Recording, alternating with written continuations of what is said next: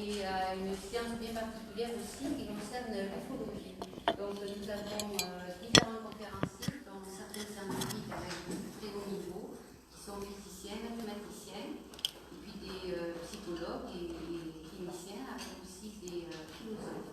Voilà, ça c'est l'association.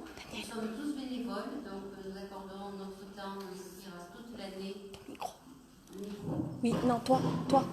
Parle plus près du micro. Là, oui. Vous m'entendez mieux? Voilà, excusez-moi, on ne se rend pas compte quand on est en face du public.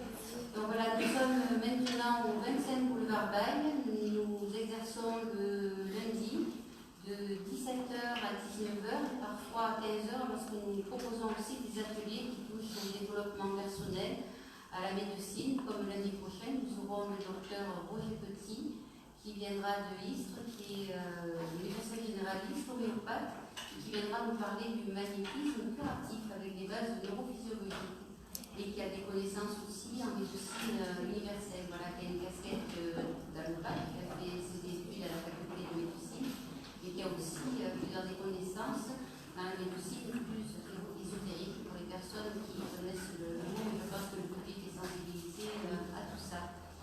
Voilà, donc aujourd'hui, nous accueillons Chantal Lafont. Je ne sais même pas si je vous la présenter, parce que je crois que tout le monde la connaît. Est-ce qu'il y a des personnes qui viennent pour la première fois? Je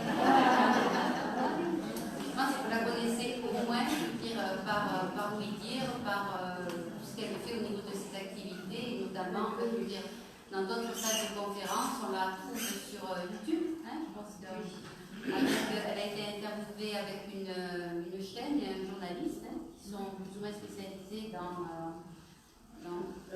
Monsieur Santiago. Oui. Voilà. Donc, je vous invite à aller la rencontrer sur Facebook et sur YouTube, puisqu'il y a des conférences qui sont consacrées aussi avec des interviews.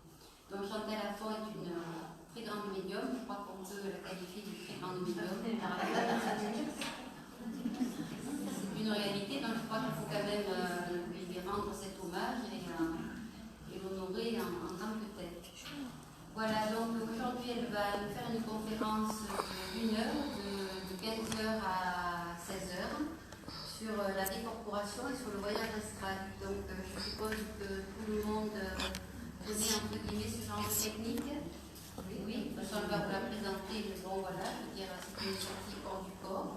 Alors, pour certaines, qui va se situer uniquement au niveau du lit ou de l'endroit où la personne se trouve, et puis parfois, je veux dire, on peut partir dans les terres et on peut voyager très très loin. Et on peut revenir avec de précieuses informations aussi qui touchent justement au monde du spirituel. Voilà, donc, sera suivi après de voyance en salle, d'expérience en salle. Et je voulais vous dire, ce sera peut-être le message du jour, que si nous nous retrouvons tous dans cet endroit, c'est que nous avons quand même une reconnaissance, je veux dire, avec un postulat, je veux dire, de la vie, de l'au-delà, avec effectivement la mort qui n'existe pas, qui est une illusion, avec un voyage qui peut continuer dans le temps. Donc nous sommes tous au secret partagé, puisque, je veux dire, va se dire dans quelques instants je veux dire, des choses importantes qui sont douloureuses pour certains. Donc je vous demande le silence, de bien éteindre vos portables, n'oubliez pas, de respecter le silence, le temps de parole de Chantal, parce qu'il arrive qu'il va y faire un peu de discipline. C'est dommage parce que pour Chantal, je veux dire, ça lui enlève une partie de ses capacités extrasensorielles. Et de ne pas sortir avant la fin, d'avoir le respect absolu pour toutes les personnes qui sont là. Voilà, merci à vous. Merci, je laisse la parole.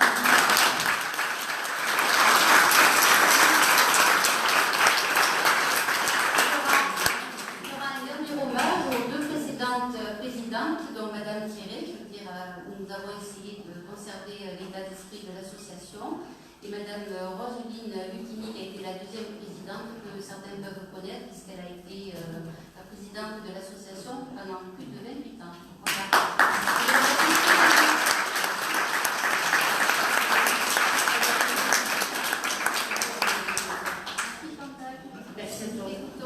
Messieurs, dames, je ne sais pas, il y a des vibrations, tout de suite, ça calme bien. Je vais vous demander d'éviter de chuchoter et de bavarder avec les copains et les copines après, quand je serai sortie. Parce que même si je suis un peu enrhumée aujourd'hui, j'ai quand même une vie fine. Et surtout le troisième œil qui est bien développé. Donc, ne inquiétez pas, je vous ai à l'œil. Est-ce que dans le fond, ils t'entendent? Alors, aujourd'hui. Est-ce que dans le fond, ils t'entendent? Est-ce que dans... Est-ce qu'au fond, vous m'entendez? Oui. Oh oui. Alors, vous éteignez vos portables, vous décroisez bien vos mains, vos jambes, vous restez toutes oui, parce qu'après, je vous pose des questions au hasard. Interrogation. C'est bien entre vous et moi, ok? Aujourd'hui, nous allons parler du fameux voyage astral, ce voyage pas cher, le voyage gratuit, et qui nous permet d'aller chez les voisins, ou chez les quand on peut aller regarder qu'est-ce qui se passe ailleurs, c'est déjà pas mal. Hein? Ou on l'appelle la décorporation ou le dédoublement. Incorporer, rentrer dans son corps. Décorporer, sortir de son corps.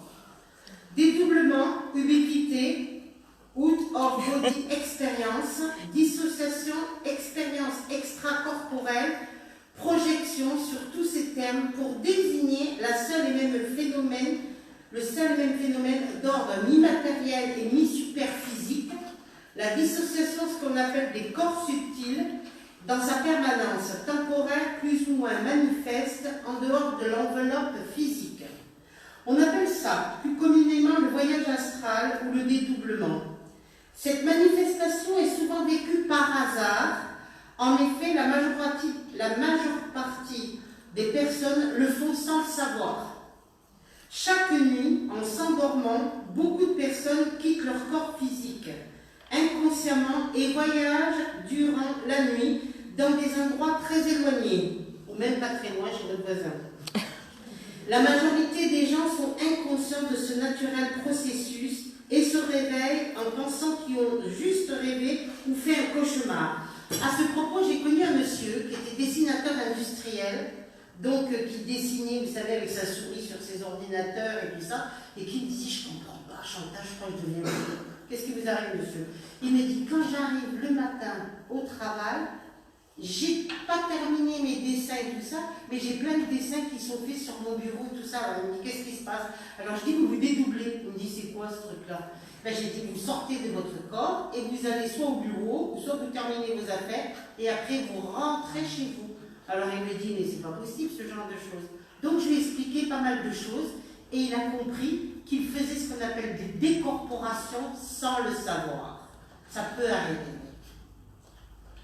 Ne vous êtes jamais vous arrivé de vous réveiller un jour en sursaut quand vous avez l'impression de tomber dans un trou. Alors vous êtes allongé sur votre matelas, vous venez tout juste de vous coucher, vous avez la sensation au bout de 10 minutes, un quart d'heure de tomber dans un trou. Ça fait comme la sensation de tomber dans le vide et de vous rapprocher comme ça subitement. Ça vous est jamais arrivé ça? Oui. Voilà. Quand vous faites ce genre de phénomène, quand vous vivez ce genre de phénomène, c'est que votre enveloppe corporelle est pénétrée par ce qu'on appelle l'âme et c'est ce qui fait que ça fait ces soubresauts comme ça. C'est très violent.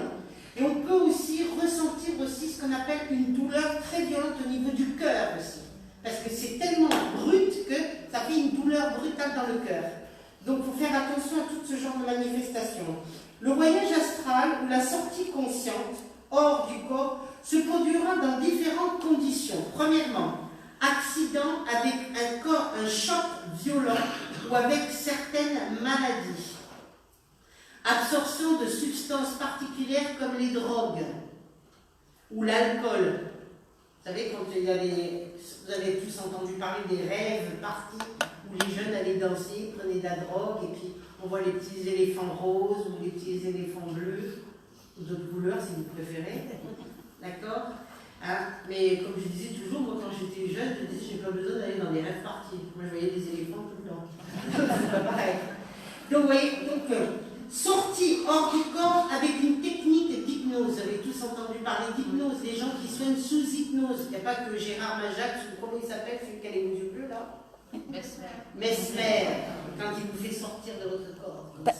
Chérie, évanouissement. Il explique qu'en hypnose, on rentre en état alpha et c'est pour ça qu'on peut sortir. Alors, en hypnose, qu'est-ce qu'il pratique l'hypnotiseur? Il vous met sous un état alpha, donc vous êtes comme dans un état second, vous êtes ni sorti de votre corps et ni dans votre corps, et c'est pour cela qu'on arrive à soigner tout ce qui est phobie, choc émotionnel, tout ce qui est l'alcool, la drogue, toutes ces choses-là sous hypnose, on soigne de plus en plus. D'accord? Évanouissement. Qui c'est qui s'est jamais évanoui une seule fois dans cette vie? Qui lève la main. Voilà. Donc ils ne peuvent pas ressentir ces choses. Si vous vous évanouissez, dommage pour ceux qui ne connaissent pas, si vous vous évanouissez, vous n'avez plus conscience de l'espace-temps. S'il n'y a pas une personne qui est là pour vous dire tu t'es évanoui, ça fait 10 minutes ou un quart d'heure ou 20 minutes, vous n'avez plus conscience de l'espace-temps et vous ne mesurez pas au niveau du temps. Mais ce qu'il faut savoir, lors de l'évanouissement, oui, bien entendu, vous faites ce qu'on appelle une sortie astrale. Ce qu'on appelle dans le coma, vous savez quand vous avez des personnes qui sont malheureusement dans le coma, qui sont hospitalisées, c'est pour cela qu'on dit toujours attention à ce que vous allez dire si vous trouvez à côté de la personne. Parce que vous vous dites, oh c'est pas grave, lui il dort, il n'entend rien, il voit rien et tout. Si, il entend tout, il peut voir tout. Dans le coma, et ça fait partie aussi d'une 7e propriété, le rêve. Dans la 7e propriété du rêve, le voyage astral fait partie de ces 7 propriétés. Et c'est ce qui va faire que souvent les personnes ne savent pas si c'est un rêve ou une sortie astrale et ils ont du mal à distinguer soit l'un ou l'autre. Rêve qui vient du mot erugus, qui veut dire errant, d'accord, qui va faire que vous allez errer, voyager, aller chercher des informations et aller ramener ces informations. Comment tu fais la différence entre un rêve et le voyage astral? Comment on fait la différence entre un rêve et un voyage astral? Un rêve, c'est le contraire du cauchemar déjà, parce que j'ai une amie qui m'a téléphoné, je sais pas si c'était hier, elle m'a dit « Oh là là, Chantal, j'ai fait un rêve, c'était ça. » J'ai dit « Mais c'est pas arrête, c'est un cauchemar. » À mesure qu'elle me racontait, je disais « Cauchemardesque, ce que tu me racontes, c'est pas... » Rêve, donc qui vient du mot erugus, qui nous permet de rêver une fille de rêve, un baiser de rêve, une plage de rêve, par exemple une belle voiture qui nous fait rêver ou autre, etc., etc. Dans la sortie astrale, on sort soit par la bouche, par la tête, soit par les pieds. Dans le rêve, vous ne savez pas comment vous sortez, on est d'accord, puisque vous êtes en plein sommeil. On peut faire, le rêve il est à peu près 3 quarts d'heure à peu près, il peut durer entre 3 quarts d'heure, maximum 1 heure, et on peut faire plusieurs rêves dès l'endormissement. Ce qu'il faut savoir, c'est à partir d'à peu près 45 à 50 minutes, une fois que nous sommes endormis, que nous pouvons commencer déjà à rêver, et que nous pouvons commencer aussi à faire notre premier voyage astral. Mais vous allez vous coucher le soir et vous allez dire, tiens, ce soir le film il n'est pas terrible, je me ferais bien un petit voyage astral ce soir. Si je pouvais aller par exemple, à Rio de Janeiro, à New York, ou un truc comme ça, parce que je ne peux pas y aller, ou les moyens ne sont pas là. Donc on peut faire ce qu'on appelle une décorporation, et par la méditation ou la concentration se concentrer, et sortir de son corps, aller chez le voisin, aller au plafond de votre maison, aller chez le voisin d'à côté, aller un peu plus loin, et on peut sortir, aller même à l'étranger et ramener des informations de l'étranger. Dans le rêve, ce qui est différent, le rêve a plusieurs techniques. Le premier, c'est il est récurrent, il est analytique, il est ce qu'on appelle prémonitoire. Vous savez, quand on dit j'ai fait un rêve prémonitoire, on rêve de quelqu'un, on rêve de telle chose, et paf, ça arrive. Ça peut arriver le jour même, c'est-à-dire le lendemain, ça peut arriver 3 semaines après, ça peut arriver 3 ans après. Donc c'est pour ça qu'il faut faire souvent des cahiers de rêve. Alors que dans le dédoublement, dans la décorporation, c'est ce qu'on appelle le voyage passage, on peut aller à l'étranger, on peut aller chez quelqu'un ou chez un être de votre famille. Et c'est ce qui va faire que souvent, si vous avez des personnes qui vivent à l'étranger, ils disent « Tiens, c'est bizarre, cette nuit, j'ai rêvé, tu étais au pied de mon lit, tu étais avec moi dans la chambre ou dans la salle de bain ou autre, peu importe. » Et qui va faire que vous avez la sensation de devenir fou, de voir des personnes ou autres. Mais non, vous ne devenez pas fou. Tout simplement, c'est que la personne s'est dédoublée et est venue vous rendre visite. On peut aussi, grâce au voyage astral, rentrer en contact avec les défunts. Le but, c'est de sortir de son corps, parce qu'on veut toujours que les morts viennent nous voir. Mais nous, comment on pourrait faire pour aller trouver nos morts? Alors on ne va pas faire le jeu des 7 familles, est-ce que je pourrais avoir la grand-mère, le grand-père, les frères, les sœurs, les tantes, les cousines? Parce que quand vous sortez, vous décorporez, vous allez à la rencontre de certains défunts, d'accord? Mais vous ne voyez pas forcément les défunts que vous avez envie de voir. On peut rencontrer une cousine, une amie, etc. Et vice-versa. Alors, j'avais un monsieur qui était boulanger, qui venait souvent à mes conférences dans le Nord. Il me disait, Chantal, alors vous pensez que je pourrais retrouver mes maîtresses de l'autre côté? Alors, elle me dit, mais j'aurais des comptes à rendre de l'autre côté. Ben, je dis, bah oui. Vous ne pourrez pas m'aider si j'ai un problème. Je dis, je ne sais pas, monsieur. Il me dit, mais alors ma femme, toutes ces maîtresses que j'ai eues, elles se sont rencontrées de l'autre côté? Ben, oui, monsieur. Waouh! Il était plus pressé d'aller se coucher pour moi. D'accord? On peut faire aussi une décorporation subitement. Vous prenez une voiture, vous roulez sur la route ou vous êtes sur une moto, vous percutez quelqu'un ou quelque chose, hop, vous sortez de votre corps. Et c'est ce qui va faire qu'aux frontières de la mort, quand vous avez une personne qui meurt d'un accident de la route, on pose toujours la question, Chantal, est-ce que cette personne, elle a souffert? Non, elle n'a pas souffert, puisque l'âme avait déjà quitté le corps. D'accord? Et donc, le corps va percuter, mais l'âme est déjà sortie du corps, donc non, la personne n'a pas la sensation de douleur, tout va très très vite. Donc, nous avons tous au moins une fois pratiqué le voyage astral, que ce soit au travers de toutes ces... Et la dernière position... Et la NDE, tu l'as pas dit. NDE. C'est ce qu'on appelle la fameuse NDE, la mort clinique. Hein, vous êtes déclaré morte et on vous dit que vous êtes mort et vous voyez tout, vous entendez tout. Vous êtes par exemple, je l'ai vécu à l'hôpital sur un chariot, la Comorelle et tout, dans le couloir, il faisait froid. C'était désagréable ça. Et vous entendez tout, vous dites, attends, mais non, mais je suis pas mort, mais ils ne me voient pas, ils ne comprennent pas, ils ne savent pas comment ça se fait. On a beau essayer ça me fait penser à Passe-Muraille, le film avec Bourvil, d'essayer de vouloir passer au travers de quelque chose comme ça, mais ça ne marche pas. D'accord? C'est cette sensation d'être là, d'entendre tout, d'avoir une autre perception des choses, puisque vous êtes tout simplement sur un autre plan. D'accord? Et la fameuse 8e position, le dernier, tous, enfin le voyage astral, lors du décès. Lors de l'acte du décès, quand le docteur va dire heure est décédée, la personne est décédée à telle heure, ben souvent la personne, avant même que la personne ait déclaré décédée, l'âme a déjà quitté le corps. Et c'est ce qui fait que ça atteint ce qu'on appelle le corps causal et qui va faire que vous allez retourner dans les lieux que vous aimiez le plus. Exemple, j'aimais bien boire un petit coup à côté, on retourne dans le café. Ah là, qu'est-ce que je ne donnerais pas pour boire un petit coup? On ne peut plus boire un petit coup. Vous aimiez aller au sport avec des amis, tout ça, d'un certain endroit, vous retournez. Ou alors souvent, ça me fait beaucoup rire, ça, mais beaucoup rire.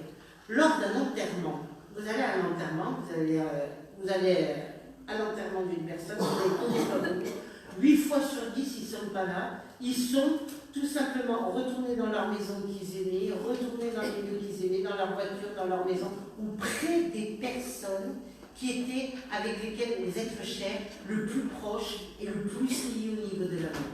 Et c'est ça qui est magnifique. De se dire qu'au-delà de la vie, c'est la vie après la vie, et qu'il y a vraiment autre chose dans l'au-delà, et de se dire que, comme je disais, j'ai de la chance d'y croire et de l'avoir vu, c'est déjà pas mal de choses. Alors que c'est vrai qu'il y a beaucoup de gens qui sont athées, qui perdent. J'ai vu dans l'Est de la France une maman qui a perdu son fils Paul, qui était magnifique, et son fils qui est venu lui donner des messages. Alors, à une dame qui était maîtresse d'école, institutrice, très carrée, qui croyait en rien, ne sait rien du tout, et qui me dit, mais Chantal, j'ai eu des preuves, c'est mon fils. Et il m'a dit telle et telle chose, et j'ai vérifié, c'est mon fils qui m'a guidée et qui m'a montré les choses extraordinaires. Grâce à son fils, à cause de la mort de son fils, à cause du grand départ de son fils, vous l'appelez comme vous voulez, parce que pour moi la mort n'existe pas, elle sait maintenant qu'il y a autre chose. Et comme elle m'a dit, heureusement que je sais, tu leur diras, Chantal, à toutes ces femmes, elle m'a fait rire, cette dame-là, tu leur diras que leurs enfants, de l'autre côté, côté, ils sont bien vivants. Waouh! Une maman qui vous dit ça, c'est extraordinaire. Et là, elle est en train d'essayer d'écrire un livre guidé par son fils. Extraordinaire. Comme quoi, de rien, elle est passée du tout au rien, comme on dit. Donc nous avons tous au moins une fois pratiqué ce qu'on appelle le voyage astral. La sortie hors du corps nous permet d'expérimenter l'univers multidimensionnel de notre conscience. Elle n'implique pas de dons extraordinaires pour faire sa chose, puisque la meilleure des choses est de le faire naturellement. Sans doute faut-il y croire que nous ne sommes pas que notre corps physique. Comme je dis toujours, il y a la carrosserie, mais à l'intérieur, il y a le moteur. Sortir hors de son corps, c'est faire l'expérience de notre liberté, de la puissance même de notre esprit. Nous ne sommes pas limités à notre corps physique, à notre espace-temps, à notre environnement ordinaire. Il n'y a pas de barrière entre nous et la vie. Lors du voyage astral, les déplacements sont beaucoup plus rapides et peuvent être à la vitesse même de la pensée. Vous imaginez ? La sensation d'espace est très différente et il existe un sentiment de liberté que nous n'avons pas forcément dans notre corps physique. À la fin du voyage astral, ou si notre corps physique est sollicité par des stimuli extérieurs, visuels ou auditifs, alors le corps astral est rappelé automatiquement et revient prendre sa place initiale dans le fameux corps physique. Les voyages astraux que vous faites la nuit pendant votre sommeil, pendant que votre corps se régénère et se repose, sont très importants. Lors de ces sorties, vous êtes très grandement enseigné, mais cet enseignement ne vous est souvent restitué qu'au fur et à mesure que vous en aurez besoin au fil du temps de votre vie. Les solutions s'imposent à vous. N'entendons-nous pas dire la nuit porte conseil? D'accord? Les solutions s'imposent à vous tout simplement devant telle ou telle situation. Tout va alors vous paraître simple. Vous avez l'impression de savoir, d'avoir la réponse en vous ou de la trouver instantanément. Ponctuellement, cela peut être une aide de vos guides, de votre ange gardien, de vos défunts, tout simplement. Mais souvent, cela correspond à un enseignement que vous aurez reçu tout simplement pendant votre sommeil. Pendant votre sommeil, vous accomplissez des tâches extraordinaires, vous œuvrez considérablement sur d'autres plans. On travaille aussi même des fois la nuit. Vous pouvez travailler avec la conscience d'autres plans, c'est-à-dire vous projeter sur d'autres plans pour apporter une aide ou pour vous sortir d'un problème d'ordre personnel. Vous pouvez aider des personnes éloignées à l'étranger en vous projetant en conscience vers elles. Sur celui qui n'a pas encore ouvert sa conscience au niveau spirituel et qui les fait sans les provoquer, cela peut lui apporter une grande ouverture d'esprit et lui faire comprendre que la vie n'est pas celle qu'il perçoit. Lors du voyage astral, nous sommes toujours reliés par le fameux cordon d'argent. Mais soyez toujours très vigilants. La fréquentation des mondes de l'invisible n'est pas aussi facile que vous le supposez. Elle peut être extrêmement déséquilibrante et perturbante. Celui qui n'a aucune conscience du danger de fréquenter des plans ou des mondes sans être protégé risque des déboires et des déséquilibres.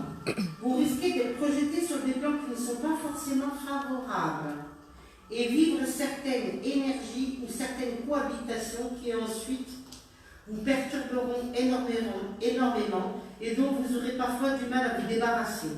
Tu peux expliquer ce que c'est le cordon d'argent?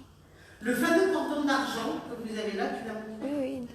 Alors vous voyez ce fameux cordon d'argent? C'est celui, quand il y a la mort clinique. C'est le micro qui est tombé. Non, c'est le micro qui est tombé. Quand il y a ce qu'on appelle la mort clinique, le cordon d'argent se sectionne et l'âme sort. C'est ce qui retient. Elle sort soit par la tête, soit par les pieds. Certaines personnes peuvent sortir sur le côté et rentrer.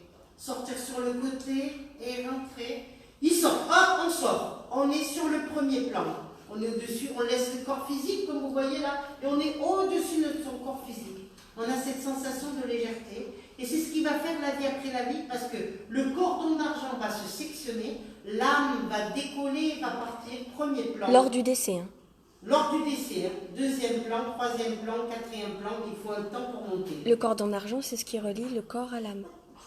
Le cordon d'argent, c'est celui qui relie ce qu'on appelle le corps à l'âme, d'accord? Une fois sectionné, la personne, quand il est vraiment sectionné, ne peut plus revenir. S'il n'est pas sectionné, c'est ce qui va faire que vous allez avoir les personnes qui seront maintenues dans le coma, d'accord? Le cordon, il n'est pas sectionné. Donc, on ne peut pas dire que la personne est décédée. On peut dire qu'il y a une mort activité cérébrale, ou il y a une mort physique, mais pas la mort véritable, puisque le cordon est toujours relié. D'accord? C'est ce qui fait que vous avez la sensation de décoller, c'est ce qui fait que vous allez revenir. C'est lors de la fameuse NDE. D'accord? Alors, lors de ce fameux voyage astral, vous avez ce cordon qui va vous suivre et qui va faire que vous êtes relié un peu comme un cordon ombilical et qui va vous faire aller à tel et tel endroit et qui va vous dire, allez, maintenant ça suffit, rentre à la maison et je reviens à ma terre. D'accord? Lors de l'éloignement entre le corps physique et l'esprit, le corps physique sera vide et pourra être alors un réceptacle pour un esprit plus ou moins bienveillant. C'est ce qui va faire, souvent, beaucoup de personnes se font opérer. Donc là, ce qu'on appelle l'âme sort, le réceptacle, la coquille, elle est vide, le corps physique est là. Et là, vous pouvez avoir une entité, n'importe quelle entité qui passe et qui fasse une incorporation et qui rentre dans votre corps. Et c'est ce qui va faire souvent que quand des personnes sont opérées de graves interventions chirurgicales et qui vont revenir à elles, on va dire souvent ils ont changé de comportement. Ils ont une drôle de façon d'être.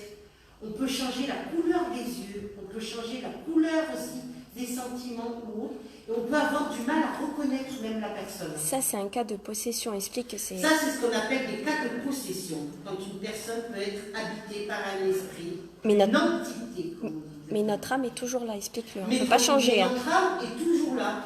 Mais dans le fameux voyage astral, il faut faire attention. C'est pour ça qu'il faut toujours prier avant et après pour bien remercier que l'âme, elle ne soit pas visitée par n'importe qui, n'importe quoi. Donc les dangers sont bien plus nombreux que vous ne pensiez. Physiques, physiologiques, mentaux et vitaux. Les personnes cardiaques, dépressives, pendant la période glycique pour les femmes, les périodes d'anxiété, de préoccupation, de maladie, ne doivent pas pratiquer ce genre de choses. En se disant, tiens, ce soir, je fais un petit dédoublement. Il n'y a rien à la télé, donc je vais faire ça. Non, surtout pas. Surtout si vous prenez des antidépresseurs, des choses pour dormir, ou des... Attention, parce que là, vous pouvez sortir, mais vous avez peut-être du mal à revenir. Et là, ça peut être dangereux. Je me rappelle... Parfois, ça peut être spontané. Oui, parce que voilà, là, il n'y a pas des... Mais pour les personnes qui sont relativement malades, des soucis de santé, il faut faire attention. Beaucoup de personnes qui sont atteintes d'un cancer ou autre peuvent faire des sorties astrales. Et parce qu'ils vont aller voir les leurs, et on va avoir des messages comme de leur dire que tu ne vas pas mourir maintenant, on est toujours là, tu es protégé, etc., etc. Moi, je me rappelle m'être occupée d'une amie à moi qui était masseuse professionnelle. Un jour, je lui ai dit, tu masses beaucoup de gens, qui c'est qui te masse? Toi, 10 personnes. Alors, je dis, bon, ben, moi, je veux bien essayer, je vais essayer de te masser. Mais effectivement, je l'ai massée. Elle était tellement bien, elle était partie en Égypte. Et mais là, j'étais embêtée, moi. Parce qu'au bout de 3 quarts d'heure, elle était partie en Égypte et moi, je voulais la faire revenir à la maison, quoi, revenir chez elle. Quoi. Ben, j'ai mis à peu près entre 20 minutes à 30 minutes pour qu'elle revienne. Et croyez-moi, quand vous êtes avec quelqu'un, elle me dit, moi j'étais tellement bien là-haut, j'avais plus envie de revenir. Ben oui, mais là, il faut que tu reviennes. Là. Oula, ça fait un peu, c'est un peu dangereux. Donc c'est pour ça, si vous pratiquez volontairement le voyage astral, il faut toujours qu'il y ait quelqu'un qui est proche de vous, ou même dans la pièce à côté, c'est quand même beaucoup plus prudent. Padre Pio, il le faisait. Oui, beaucoup de saints, comme Padre Pio qui avait le don d'ubiquité, qui se dédoublait, qui avait ce qu'on appelle oui, l'ubiquité, de se multiplier, d'aller dans plusieurs endroits en même temps. Bilocation. La bilocation, voilà, je cherchais le mot. Beaucoup de saints arrivaient à le faire, ça. Mais c'est pas évident.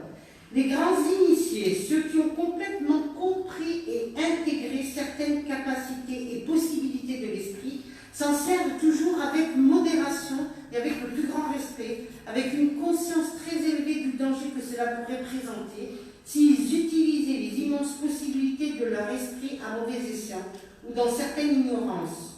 Comment alors pratiquer le voyage astral en toute sécurité? Premièrement, voir ce qu'on appelle l'environnement. L'humidité, le bruit, la lumière, l'électricité atmosphérique, le froid sont des ennemis naturels des corps subtils. Choisissez donc un environnement confortable, chaud de préférence, qui soit si possible chargé d'énergie positive et bénéfique. Car l'énergie charge tous les chakras et vitalise ce qu'on appelle les corps subtils, et surtout pas de téléphone portable à côté ou d'ordinateur ou de télévision. C'est ça, chouchou. Voilà, vous voyez ce qu'on appelle le corps atmique, le corps bouddhique, le corps causal, le corps mental, le corps astral. Vous voyez, c'est le corps astral qui nous fait retourner dans les lieux qu'on aura le plus aimé, ou voir les personnes qu'on aura le plus aimées. D'accord? Le corps éthérique, c'est l'éther, c'est ce qui va faire que le corps éthérique de madame est dans le corps éthérique de madame, de mademoiselle, de madame est là. Chez une personne qui est relativement, j'ai envie de dire, entre guillemets, normale, un simple mortel, ce corps éthérique peut dégager jusqu'à 1 mètre, 1 mètre 50. Pour des initiés, des grands initiés, des grands religieux, plusieurs milliers de kilomètres. Plusieurs milliers de kilomètres, plus de 10 000. Donc c'est pour ça que des grands maîtres spirituels hindous, des savis, tout ça, peuvent soigner à distance, ou des grands maîtres spirituels comme le maître Philippe de Lyon, un des plus grands guérisseurs, thaumaturge français, pouvaient soigner à distance sans toucher la personne. Plusieurs milliers de kilomètres, les chamans, les initiés, tous les initiés, les maîtres tibétains aussi, les grands maîtres tibétains, les docteurs tibétains, tout ça. Donc ça marche très fort. Bruno Groening. Alors Bruno Groening, aussi un grand guérisseur.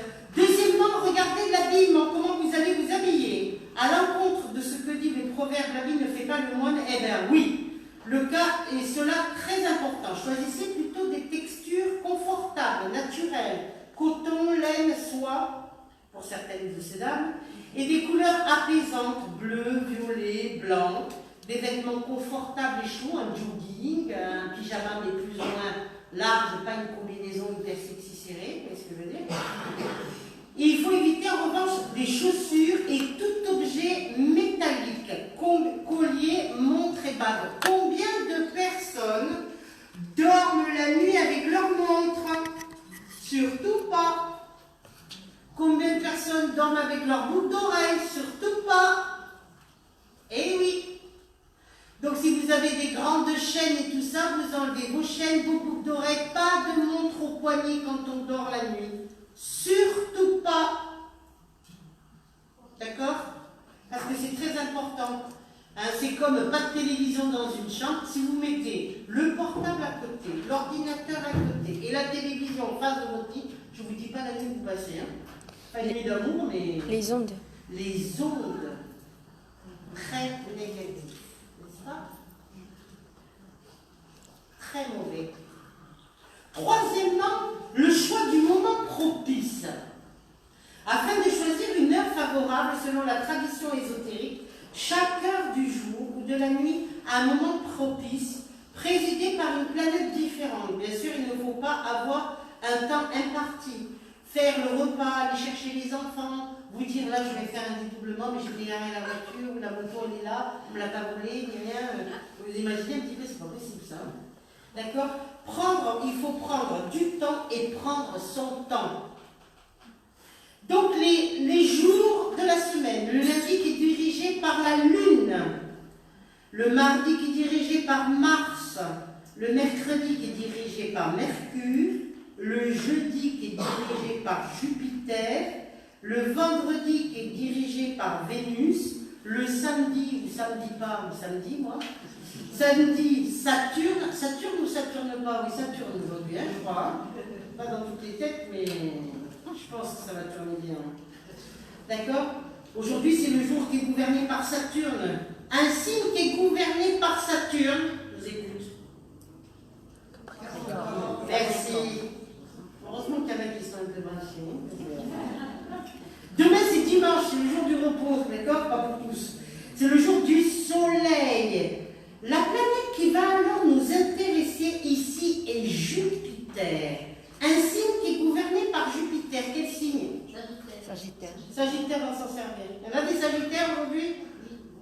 Voilà, très bon signe.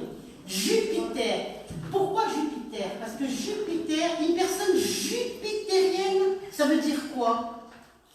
C'est Macron. À mon avis, une personne jupitérienne, c'est quoi? Quelqu'un qui aime boire, manger, Qui aime tout bien. Vous voyez ce que je veux dire?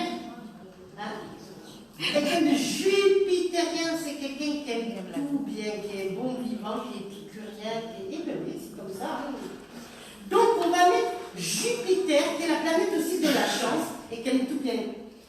Pour pouvoir lier ce qu'on appelle la chance avec le bien-être dans ce fameux premier voyage. Donc le jeudi et les heures planétaires de Jupiter, pour faire un bon voyage, sont de journée de 10h à 10h50 le matin. Vous allez me dire, si je ne peux pas, je travaille, alors ne fais pas le matin. De 15h50 à 16h40 exactement. Je ne peux pas, mais il y a des gens, vous savez, qui font la sieste aussi. Hein. Et nocturne, là je pense que beaucoup de personnes vont dire, là je peux, de 23h20 à 0h30. Là au moins c'est le repos du chef, comme on dit, vous n'avez pas de téléphone, plus rien, c'est le silence complet, et là vous pouvez commencer à faire votre dédoublement. Ceci pour décider des heures à laquelle réaliser l'expérience et quand vaut-il mieux l'éviter. Donc je vous ai donné pour la journée et pour le soir. Pour la technique, couchez-vous sur le dos, les bras le long du corps, légèrement, qui ne touchent pas le corps, légèrement écartés. Les paumes en contact avec votre matelas si vous êtes dans votre lit, ou les paumes sur un canapé si vous êtes sur votre canapé. Répétez 3 fois la phrase la suivante. Je reviens à ma terre avant même de commencer. D'accord? Répète-la. Je répète, je reviens à ma terre avant même de commencer. 3 fois vous répétez cette phrase. Puis, imaginez que vous vous effondrez dans votre matelas, comme si votre corps était devenu alors lourd comme du plomb. Ou si vous préférez, pensez que vous vous soulevez lentement comme une plume dans l'air. Moi j'adore, c'est mon moment préféré. Que je puisse m'élever comme ça lentement comme une plume, surtout moi. C'est génial. C'est le seul moment où je peux être légère. Ça vous en donne. D'accord? Eh oui, mais on ne peut pas tout voir dans la vie, c'est comme ça. Donc vous imaginez comme si vous étiez une plume qui part et qui s'élève tout doucement, gentiment, hein, et qui va aller, elle va aller où le plume? Elle va sortir au-dessus de son corps, et puis après elle va aller au-dessus de son lit, puis après elle va aller au-dessus du plafond, puis après elle va passer au-dessus de la maison, et après elle peut aller chez la voisine. T'es obsédée par le voisin. Ou chez le voisin, vous allez voir les meubles qu'il a, tiens, s'il a donné, ben, attends, vous allez ah, mais vous avez un super canapé, vous allez changer le mien. Imaginez le voisin, ça devient un peu hein?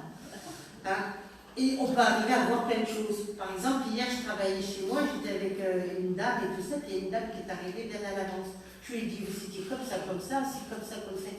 La tête qu'elle a fait, non seulement j'étais avec la personne en train de travailler, j'étais dehors, et j'étais bien encore plus dehors, même à sa voiture, et je voyais exactement ce qu'elle était en train de faire.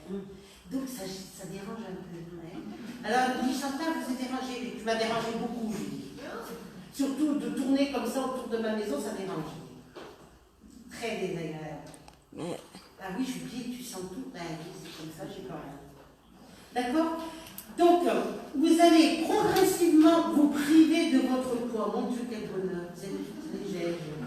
Visualisez par la force de votre esprit une onde bleue qui partirait alors de vos pieds et monterait jusqu'à la tête en enveloppant tout votre corps physique dans une quarantaine d'anneaux bleu ciel. Quand vous perdrez alors la sensation de votre corps, vous avez la sensation d'avoir un corps, vous ne pouvez plus lever votre bras, vous ne pouvez plus bouger votre bras et tout ça, vous avez perdu toute sensation du corps physique. C'est-à-dire, lorsque vous essayez de soulever une main et que vous apercevez que vous n'en êtes plus capable, que vous aurez alors là commencé de franchir le fameux seuil de la décorporation. Vous perdrez alors progressivement le sens du toucher, puis celui de l'odorat, du goût, de l'ouïe et de la vue. La respiration se fera de plus en plus calme, plus profonde, avec des longues phases de rétention. Vous allez alors sentir une sensation curieuse de légèreté dans la pesanteur, un coup au cœur, une sensation imprévue de chute dans un tunnel noir, ou alors tout simplement cette sensation de voler au-dessus de votre corps. Ayant rejoint le corps astral, vous sortez de votre corps physique par les pieds ou pieds en vous appuyant sur eux, comme si vous vouliez plonger dans un matelas ou sortir par la tête. Vous allez alors sentir une sensation de flottement au-dessus de votre corps physique et toucher le plafond, puis même sortir de la maison et voyager, visiter des maisons et voyager, aller dans des pays. C'est ce qui va faire que souvent chez les personnes, il y avait un monsieur qui m'avait raconté, il me disait qu'il était parti à Cuba, pour voir les fameux voyages, les fameux voitures, ces salsa et puis les fameuses voitures de collection et tout ça. Et un jour, il arrive dans Cuba, première fois de sa vie qu'il met les pieds à Cuba, et il dit, en bas à droite, il y a un marchand de chaussures. À gauche, de l'autre côté, il y a ça. Puis alors le guide, il le regarde, il dit, mais vous êtes déjà venu? Il dit, non, c'est la première fois. Pourquoi il était déjà venu? C'était ce qu'on appelle le corps astral qui s'était tout simplement déplacé avant même son corps physique. L'impression de déjà-vu. Et c'est cette sensation qui va faire que vous avez toujours cette sensation, mais j'ai déjà vu ces trucs-là. Et cet endroit-là, je connais, je suis déjà venue ici. Qui n'a jamais eu cette sensation de connaître ou de reconnaître un endroit, un pays, une personne? Pourtant, c'est la première fois de votre vie ou que vous mettrez les pieds dans le lieu, ou que vous verrez la personne, ou que vous serez dans les lieux. Soit ça vient d'une vie antérieure, soit ça vient du voyage astral. Soit ça peut venir d'une vie antérieure, soit du fameux voyage astral qui va faire que vous pouvez aller chez les gens et ressentir toute cette intuition. Lui, il avait dit au guide, là, il y a un marchand de chaussures, parce qu'il y avait une nana dans le groupe qui avait cassé ses sandales, vous savez, les sandalettes avec les... Merci, monsieur. Elle avait cassé, vous savez, le bord de sa sandale et puis elle dit, mais il faudrait un cordonnier. Alors le gars, il dit, non, il n'y en a pas. Puis le monsieur dit, si, en bas, là, il y a à droite, là. On descend la rue, en bas à droite, il y a un cordonnier. Alors le gars, il regarde, écoutez, ici, j'ai jamais vu de cordonnier. Ils ont descendu la route, arrivés sur le côté droit, ils se sont arrêtés devant une cordonnerie. Alors lui, guide touristique, il était un peu gêné, voyez-vous. Il a dit, vous êtes déjà venu, vous êtes venu hier, c'est pas possible. Il a dit, non monsieur, je suis arrivé hier soir, on a dormi, et ce matin on est avec vous pour faire la visite guidée, tout simplement. Donc c'est quand même curieux. Donc on peut aller voyager, aller dans des pays, on peut aller retrouver des personnes qui nous sont chères. On peut même se dédoubler la nuit et aller retrouver nos aimés, nos élus, ceux qui seront le plus proches de nous. Votre mari, votre femme, votre enfant, etc. Mais quel bonheur! Mais c'est quelque chose d'extraordinaire, ça. Alors, on peut aussi rencontrer des mauvaises rencontres, des hommes, des enveloppes vides, et on peut descendre ce qu'on appelle dans les entrailles du bas astral. Le voyage astral ne signifie pas seulement un déplacement des corps éthériques, mais n'importe quel corps subtil. Le corps éthérique, le corps astral qui est le siège de l'émotion et des sentiments, le corps mental qui est la pensée et l'esprit, le corps causal, le corps bouddhique ou christique et le corps divin. Le corps physique, il est destiné aux fonctions physiologiques. Le corps éthérique, d'où l'éther, c'est la reproduction exacte dépourvue de conscience du corps physique, dépendant fortement de celui-ci, vivant sur le même plan, après la mort du corps physique, il peut survivre pendant encore quelques jours maximum. C'est ce fameux corps éthérique qu'on dit toujours qu'il faut attendre les fameux 3 jours avant d'incinérer quelqu'un, ou les 3 nuits pour pouvoir enterrer quelqu'un. Parce que ce corps éthérique est toujours vivant. Et c'est ce qui va faire que quand on incinère une personne tout de suite, si ce n'est pas par rapport à un où la personne elle est brûlée ou un incendie ou autre, là c'est spontané, c'est pas du tout pareil, qu'il faut toujours respecter ces fameux 3 jours et 3 nuits. D'où autrefois on faisait ce qu'on appelle les veillées, on veillait les morts. On est d'accord? Maintenant ça se fait plus, mais plus trop. Eh oui. Le corps éthérique est destiné à l'absorption de l'énergie subtile qui circule partout dans l'univers, c'est ce qu'on appelle le fameux prana, et au maintien de la santé. Il a une fonction d'intermédiaire entre l'enveloppe matérielle et le corps astral. Le corps éthérique dit éther se manifeste sous une forme de fumée lumineuse grise violette. Le corps astral, Kamakura en sanskrit, du mot grec aster, qui veut dire lumineux, c'est cette fameuse aura qu'on peut voir autour des personnes. Il est ainsi appelé pour sa luminosité lors du dédoublement ou au moment de la mort.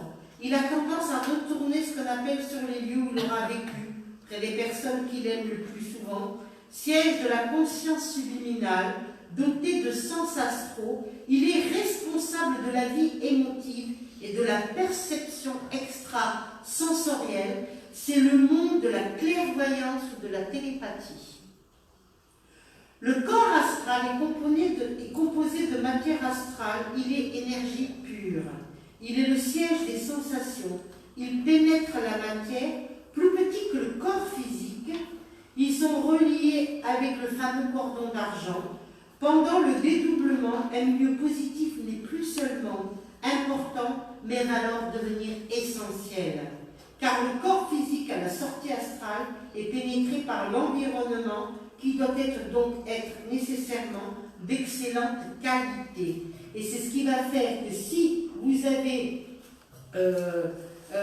si vous êtes dans un lieu qui est rempli d'entités, il peut être un réceptacle pour une personne et habiter une personne pendant, voire même des années, et peut-être même jusqu'à la mort. Le corps mental, le mana inférieur, c'est le siège de l'intelligence. Après la mort, il vit beaucoup plus longtemps que le corps astral dans un plan encore beaucoup plus subtil et dans des conditions de liberté et de perfection qui peuvent être assimilées au paradis. C'est cette sensation, ça y est, je suis bien, je suis au paradis. Sa forme de bulle, parfois ovoïde, toujours lumineuse, se manifeste très rarement au-dessus du corps physique. Mais la représentation des saints, dont la tête est entourée d'une auréole, laisse supposer que le corps mental puisse être perceptible à certains clairvoyants. Le corps causal, c'est le siège de la volonté et de la mémoire. Il est représenté par la petite flamme chargée des rapports avec l'esprit. La distinction entre le bien et le mal, c'est ce qu'on appelle le siège, le moi, je. Donc, le corps physique préposé aux fonctions physiologiques, le corps éthérique préposé à l'absorption de l'énergie subtile, le corps astral qui est le siège des émotions, le corps mental qui est le siège de l'intelligence et le corps causal, siège de la volonté et de la mémoire. Alors, dans le corps physique et le corps éthérique, c'est le plan physique. Le corps mental et le corps astral, c'est le plan psychique, ce que est l'individu, psychiquement, sur quel plan. Et le corps bouddhique et le corps causal, le corps atmique, c'est le plan spirituel. C'est les 3 plans qui sont les plus importants et qui mettront le plus de temps à se dédoubler. Il y a encore quelque chose derrière? Oui. Il y a ce qu'on appelle le corps. Tu nous mets la photo. Laquelle? Je sais pas si je l'ai. Celle-là? Voilà. Voyez, les 7 corps, regardez, si vous regardez, c'est sur ce qu'on appelle, elles sont reliées aux fameuses 7 couleurs de l'arc-en-ciel. Il n'y en a pas 7, il y en a 9 dans l'arc-en-ciel normalement. D'accord? Ces 7 couleurs que vous avez tout autour de vous, que vous pouvez avoir aussi à l'intérieur de vous par les fameux 7 chakras. Montre les 7 chakras. Oui, bien sûr. Toutes ces couleurs que vous avez qui sont autour de vous et qui sont positionnées sur les 7 chakras, vous regardez les couleurs, on les retrouve. Est-ce que quand vous regardez les chakras, chakra du 3e œil, chakra coronal, la couronne, chakra de la gorge, communication, le vert et tout ça. Est-ce que vous voyez du noir? Non. Est-ce que vous voyez du gris? Non. Est-ce que vous voyez du marron? Non. Bon, tu vas pas faire toutes les couleurs. Donc toutes ces couleurs-là ne correspondent pas. Là, on parle des chakras principaux qui se trouvent, qui sont alignés sur la colonne vertébrale, mais il y a des chakras dans les mains et des chakras dans les pieds aussi. Waouh! C'est ce qui va faire aussi l'énergie du magnétisme. Un magnétisme chaud ou un magnétisme froid. D'accord? Pour pouvoir soigner l'idée. D'accord? Donc, quand on a conscience que toutes ces couleurs, qu'est la vie, quand vous sortez dehors dans la rue, vous ne voyez pas la vie en noir et blanc. Vous voyez la vie. Vous regardez les fenêtres, selon les saisons, vous allez dire c'est le printemps, c'est l'été, c'est l'automne, ou alors c'est l'hiver, il n'y a plus de feuilles sur les arbres, il n'y a plus de fleurs non plus. Et c'est ce qui va faire que vous allez savoir ces couleurs qui sont perceptibles. Moi, quand je vois l'aura, comme sur la à décrypter beaucoup de choses. Si, par exemple, je vous montre cette photo d'une petite fille, cette petite fille, on voit la couleur, la lecture de son aura. Quand je vois son aura, c'est une petite fille qui a du rouge au milieu. Oh! Le rouge, c'est la colère. Waouh! En dessous du rose, elle a ce qu'on appelle du rose fuchsia. Le fuchsia, c'est la couleur des artistes. À gauche, elle a ce qu'on appelle du jaune, qui est la lumière. C'est une petite fille qui est très contrariée parce que c'est une petite fille qui a des talents artistiques et créatifs. C'est une petite fille qui voulait faire de la danse. Mais les parents, non ma fille, tu ne feras pas de la danse, tu feras du sport, tu feras ci, tu feras ça, et puis c'est pas toi qui décide. Donc, c'était une petite fille qui est attirée par tout ce qui est créatif, artistique, l'amour, la beauté, qui est contrariée puisqu'on ne le laisse pas pratiquer son talent créatif de danseuse. Elle a la lumière à côté. Normalement, on voit, souvent, parfois, on peut voir aussi dans la lecture de l'aura des personnes qui apparaissent. Des défunts. Des défunts. Exemple, la photo du petit garçon, peut-être. Mais On va bon. montrer juste pour vous montrer. Mais je sais pas c'est laquelle. Le petit garçon, ça, c'est Non. monsieur. Mais il y a quand même 3. Celle-là? Non, celui-là. Non. Non. Tu vas me les faire toutes. Voilà. Ça, c'était un petit garçon qui était très, très croyant. Regardez la petite... Non. Bah, je cherche celle que tu m'as demandé. Bah oui, bah, je cherche. Je sais pas c'est laquelle, hein. Non, ça, c'est pas un petit garçon, ça. Ouais, ça, je sais. C'est un grand garçon. Voilà. Ce petit garçon... C'est celui-là que tu me parles? Oui, je sais pas celui-là. Ce petit garçon... Voilà. Bah oui, mais... Voilà. C'est un petit garçon qui doit avoir 3 ou 4 ans, qui déjà à la... Mais non, mais c'est pas moi.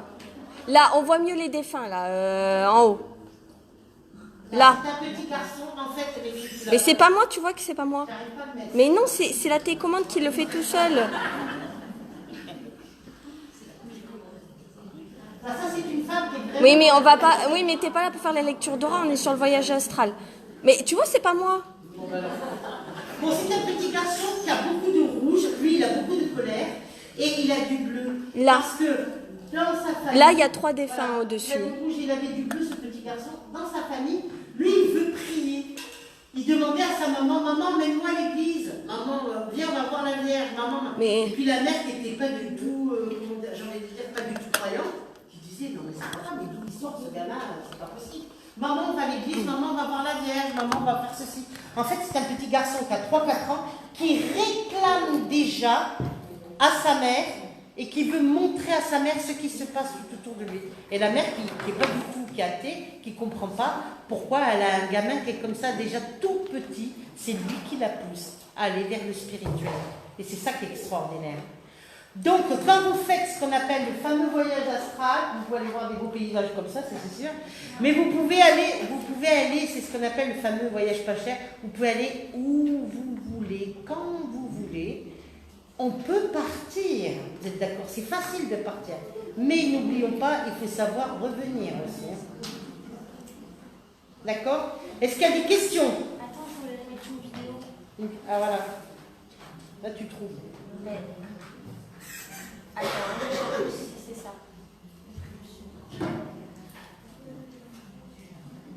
On va essayer de mettre une vidéo, ça marche? Le micro il marche? Non, il marche. Prends celui-là aussi. Il marche pas? Non. C'est pas celui-là qui marche? Non, non, c'est bien bon.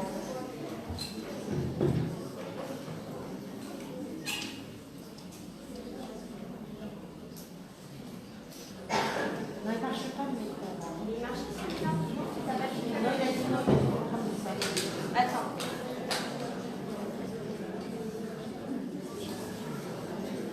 Il marche pas, ça.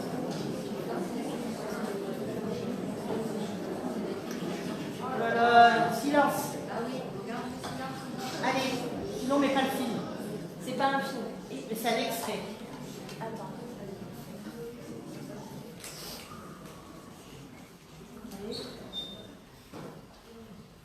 Non, mais le micro.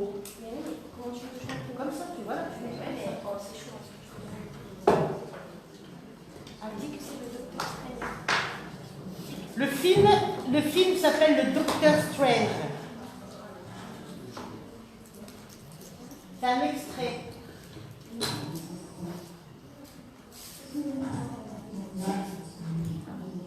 son. Mais je sais.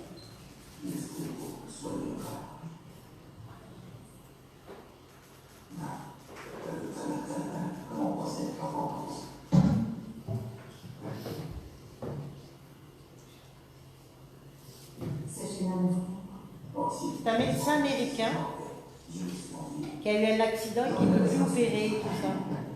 Il est en pleine dépression. Et il cherche sa voix.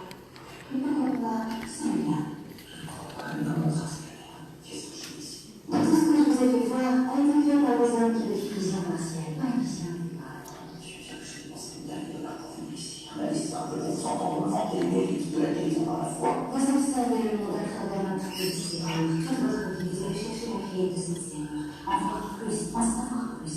Et en apprenant que vous pourriez l'ouvrir par des moyens que vous n'auriez jamais soupçonnés. Vous inventez les possibilités. Je rejette parce je ne crois pas entendre le vaisseau du chakra, l'énergie ou le pouvoir de croyance. Je rêve de l'existence de l'esprit. Nous sommes faits de matière et rien de plus. Je vous dire ça dans le détail. Une poupée éphémère au sein d'un univers indifférent. Vous ne devriez pas vous sous-estimer. Oh, parce que vous croyez fort en moi, comme vous avez tort. C'est moi qui vois comme ça. Vous voyez? Par des techniques, elle le fait sortir de son corps.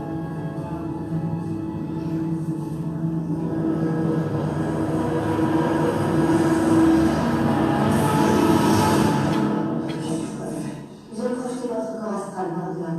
Qu'est-ce qu'il y a dans ce de la psilocybine qui est restée? Petite thé. Avec un goût. Pendant un instant, vous êtes entré dans la dimension astrale. Un moment où la conscience est dissociée de votre enveloppe corporelle. Pourquoi vous en prenez à moi? Pour que vous sachiez que vous êtes loin de tout savoir. Ouvrez votre œil.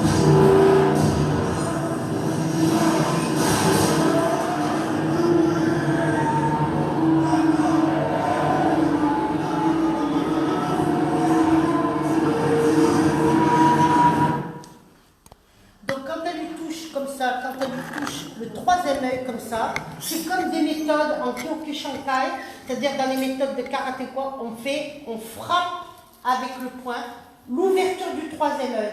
Elle lui a ouvert avec le doigt, elle, carrément, d'accord? Donc c'est un grand maître initiatique, un moine, comme les moines Shaolin et tout ça. Ils ont une connaissance très très forte, très puissante.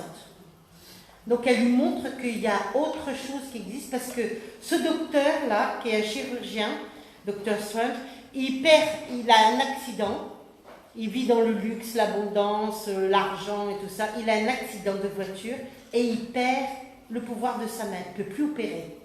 Et donc de là, il rentre dans l'alcool, il rentre dans la dépression, il rentre dans plein de choses et tout ça. Et il cherche. Et là, il y a une amie qui lui parle d'aller voir un grand maître pour faire un travail sur lui et tout ça. C'était des éminents chirurgiens, je veux dire, Voilà. des sommités. Voilà, c'est un grand chirurgien, tout ça. Et donc, elle lui montre et elle lui fait partie et elle lui enseigne pas mal de choses pour qu'il se retrouve, qu'il arrête de boire et qu'après, il retrouve un peu ce qu'on appelle sa main et qu'il fasse autre chose. Soit il reprend je crois qu'après, il retrouve sa main et qu'après, il réopère après. Non, Non, il ne réopère pas. Non, il devient Docteur Strange.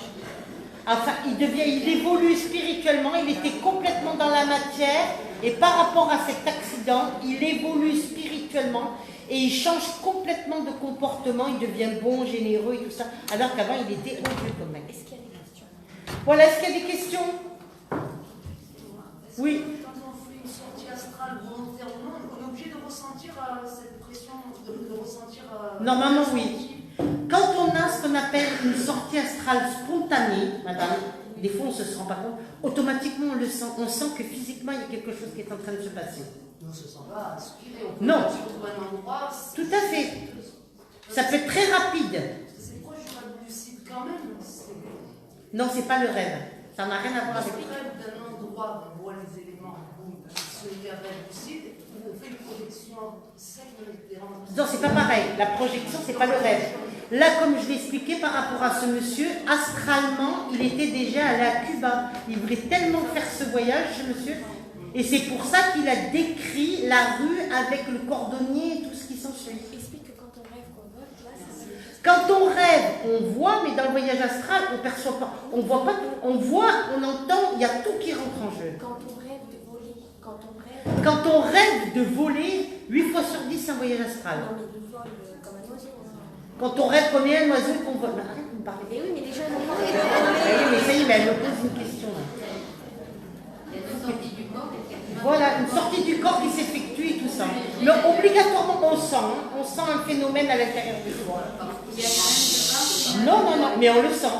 il y a une lucidité, il y a une lucidité Voilà. accrue quand même. Hein. Oui, bien sûr. Il y a- Mais il y a beaucoup de gens qui ne veulent pas se l'admettre aussi. Parce que les gens ont peur. Il y a des douleurs, une grosse fatigue. Il y a des douleurs et souvent, la sensation qu'il va faire, quand vous faites beaucoup de décorporation, qui ne s'est jamais réveillé avec des bleus sur le corps, sur les jambes, cette sensation, madame, vous vous décorporez, vous revenez dans votre lit, normalement même si vous avez dormi 8 heures ou 10 heures, peu importe, vous vous levez le matin, vous avez des douleurs dans les jambes, mais alors quelque chose d'extraordinaire. Et qu'on est très fatigué. Et très fatigué.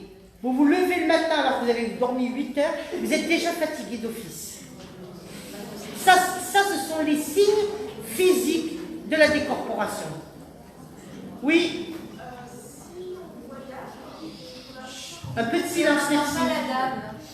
Alors, si on voyage et qu'on n'arrive pas à entrer dans son corps, qu'est-ce qui se passe?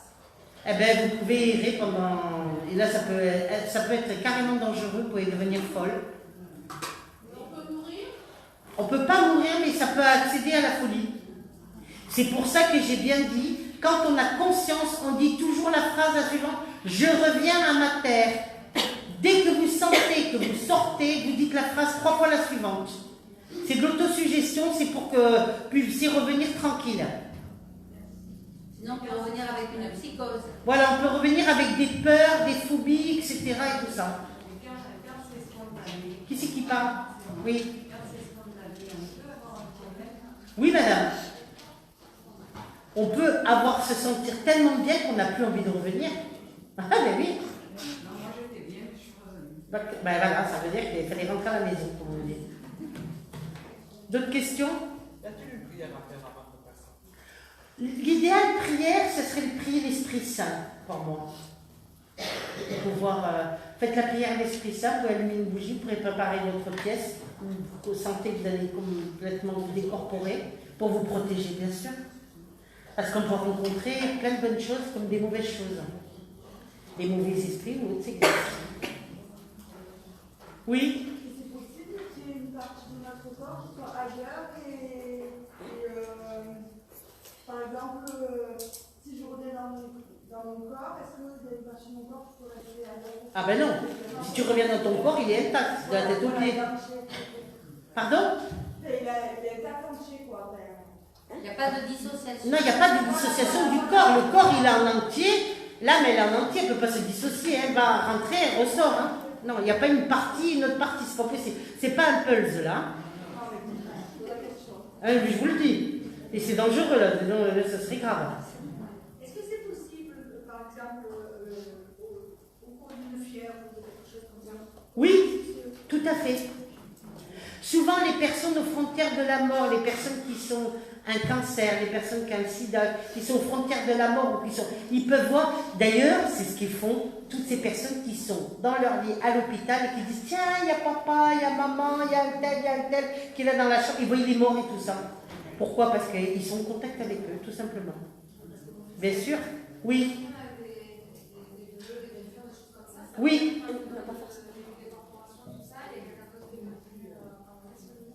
Est-ce que ce sont des attaques? Est-ce que... Attendez, j'ai pas compris. Si par exemple, je sais pas, comment ça s'appelle, les griffures, c'est pas les bleus.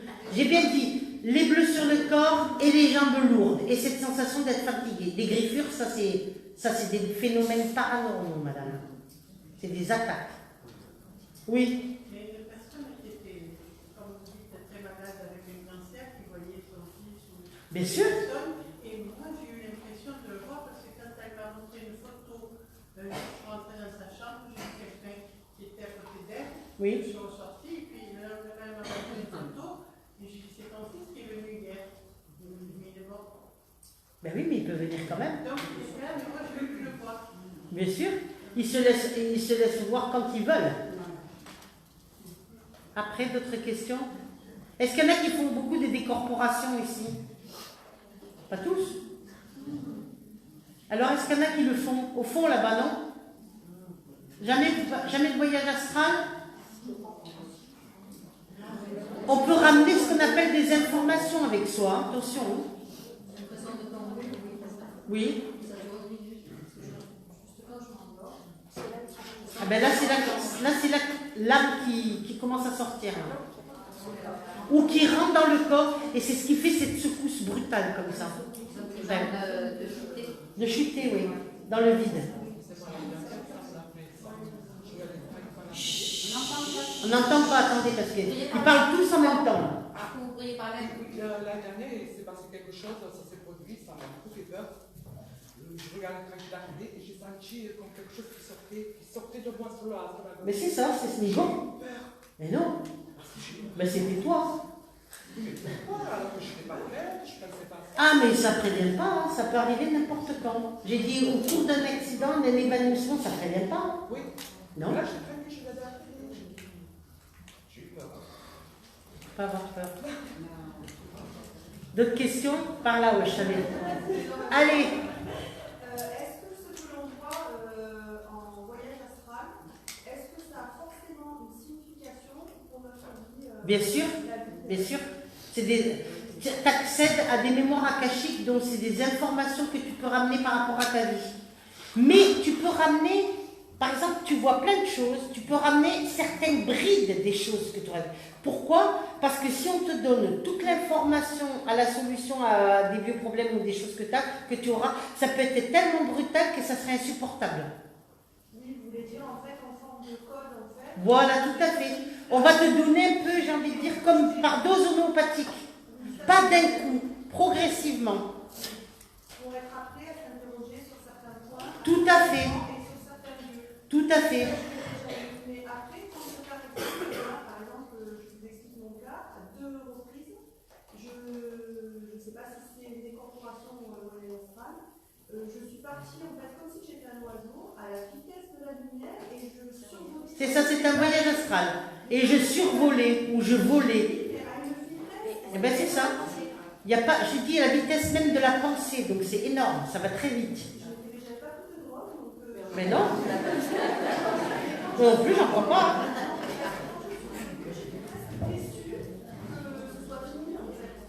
C'est comme ça, c'est très rapide.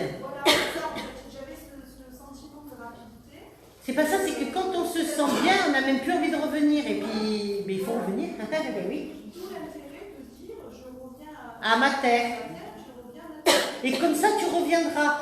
Si ça t'arrive ce genre encore d'événement, tu reviendras, mais plus gentiment, comment on appelle, moins bouleversé ou moins secoué, moins déçu.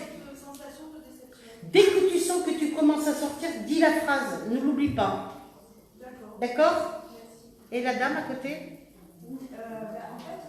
S'il vous plaît, il y a un bois. Oui. Non, les gens qui parlent en même temps. Justement, pour pouvoir vous écouter, on entend un bois et c'est dommage. Par 2 fois, peut-être,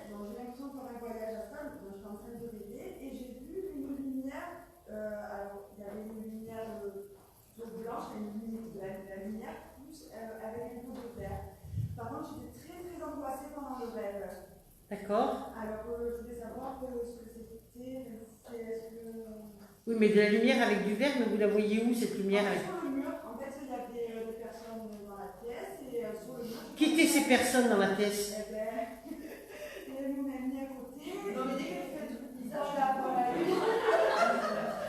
Non, mais elle était avec vous physiquement? Vous étiez seule dans la chambre ou vous étiez avec elle? Ah non, dans la chambre, j'étais seule. Physiquement, j'étais seule. Donc, vous êtes seule dans une chambre. À quelle heure ça vous est arrivé? C'est la nuit? Je me surveillais à 1h30 du matin. D'accord. Voilà. Et qu'est-ce que vous voyez? Du blanc et du vert? Alors en fait, il faut qu'on se lève du temps en détail.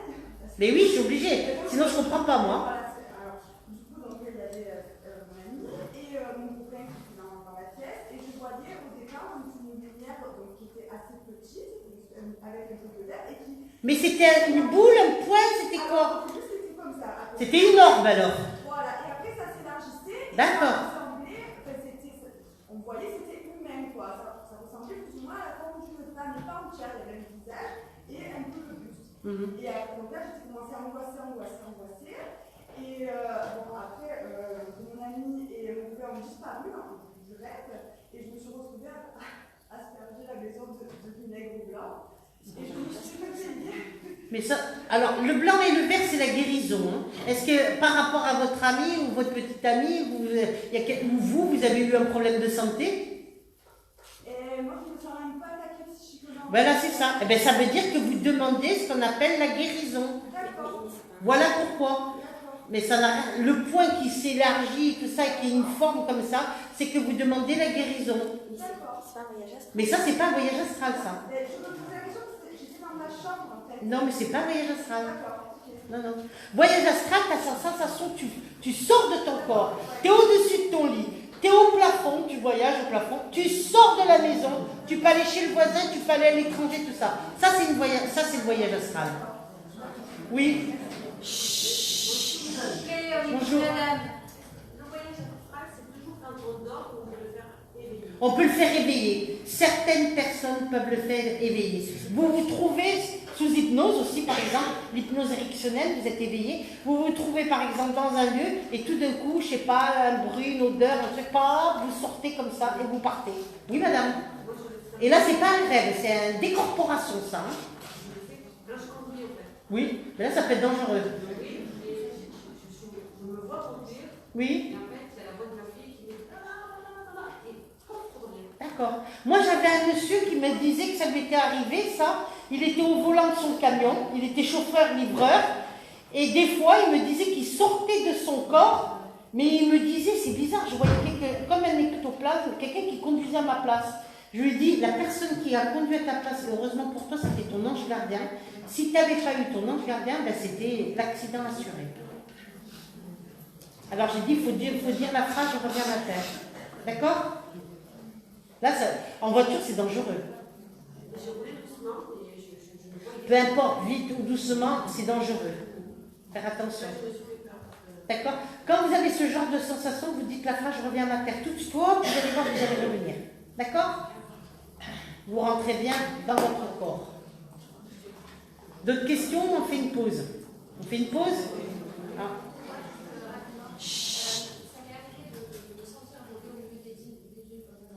Des quoi? Des dunes. Des dunes. Mais au bout d'un moment, j'ai ressenti vraiment une grande fatigue qui fait qu'en fait, je me suis retrouvée à rentrer dans une espèce de grotte où il y avait déjà des gens qui dormaient.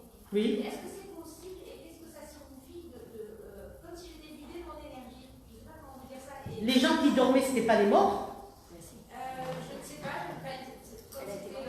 Je pense que tu as été au contact des défunts, que tu as accédé à des mémoires, un portail aux frontières de la mort avec des morts, et c'est pour ça que tu étais fatiguée, parce que tu étais, comme on dit, vampirisée au niveau énergétique. Voilà pourquoi. On va... Oui, mais tu as été voir les morts. C'est comme ça.